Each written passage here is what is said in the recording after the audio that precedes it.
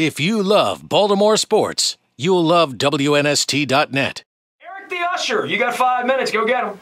Good afternoon, Baltimore. It is a beautiful day here in Charm City, and welcome to Cheap Seat Banner. I am Eric The Usher, and this is my section of Sports Talk Radio.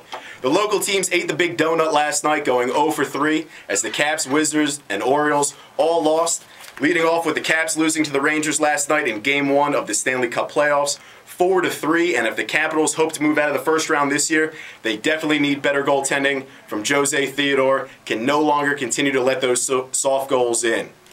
The Wizards lost again, finishing their season at 19-63. I think that's about all we have to say about that. I don't think that anybody watched the game and probably could care less about how the Wizards finished their season. Again, it was a disappointing 19-63. The Orioles continued their streak, winning the first 2 games of the series and losing the third as the O's got crushed 19-6 by the Rangers last night. And if things couldn't get any worse for the Orioles, the winning pitcher for the Ravens last night was none other than former Oriole Chris Benson. I don't know how many of you had a chance to check out the Orioles game last night. Radimus Liz was called up.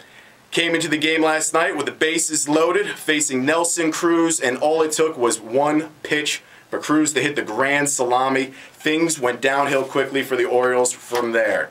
Currently, the Orioles are 6-3. I think we all predicted that the Orioles would have a great lineup. They've got speed, they've got contact hitters, they've got depth. More going to the DL. Wigginton will step right in and take his place. The pitching is kind of exactly where we expected. Awful at best, maybe.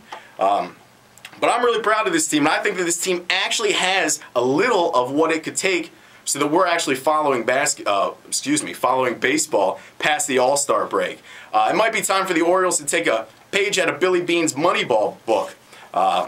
Back in the day when the A's were in their hay and Moneyball was the hot book that everybody was reading, the Oakland Athletics were starting young pitchers, and I think that might be something that the Orioles might look to go do. Barry Zito made his Major League debut at only 22 years old. He started 14 games and went 7-4.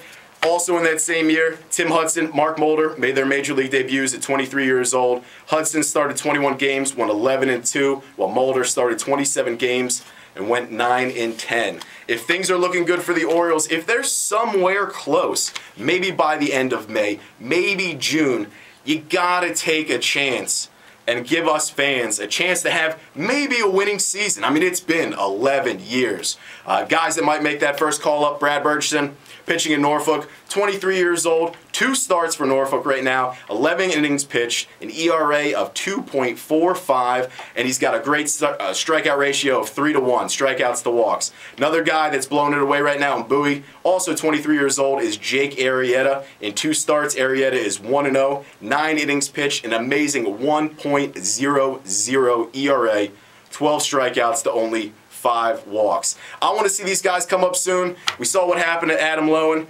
Pitching careers do not last long, and I would like to see these guys pitch in the big leagues so we can actually see what they can do for the Orioles. All right, crossing the parking lot, heading to M&T Bank Stadium and the Ravens. The NFL Draft is just over a week away. Anquan Bolden and Braylon Edwards are rumored to be on the trading block, and I know that everybody in Baltimore wants to know what it will take to bring them here. We'll have to wait and see if Ozzy's going to pull the trigger on those trades, but currently sitting, the Ravens have the 26th pick. In honor of Thursday, it's in the afternoon. We're going to pop a 6-pack, and these are my 6 names that I think that the Ravens should definitely take a look at come draft day. For more information on my draft, I do have a complete first-round mock on my blog where you can see that I have the Ravens selecting linebacker from Ohio State, shocker, I know, James Laurinaitis.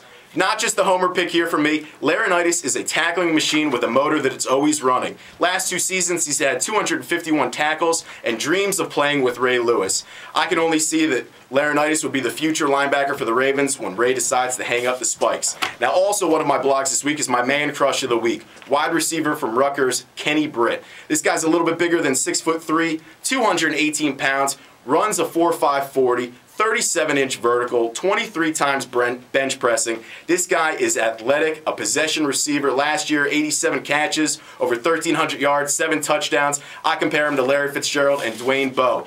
Another guy that I like, I might be the only one, Michael Johnson, defensive end from Georgia Tech. The athletic freak is 6'7", 266 pounds, 4.640. Yes, he's got that questionable motor, but I like the idea of him playing with Ray Lewis, Terrell Suggs, and Trevor Price. Think that he could be a star in Baltimore. Running out of time, but quickly, a couple other little names that I like. Duke Robinson, the offensive lineman, Larry English, the linebacker DN, and William Beatty, the tackle from UConn. John Madden retires today. Unfortunately, that means that Chris Collinsworth is going to be taking his place. Kevin Garnett may miss the entire playoffs for the reigning champion Boston Celtics. Thank you, Nestor, and everybody here at WNST for the opportunity to live my dream. Check out my blog on WNST.net. Click on blogs. I am Eric The Usher. Thanks for listening, and be good, Baltimore. If you love Baltimore sports, you'll love WNST.net.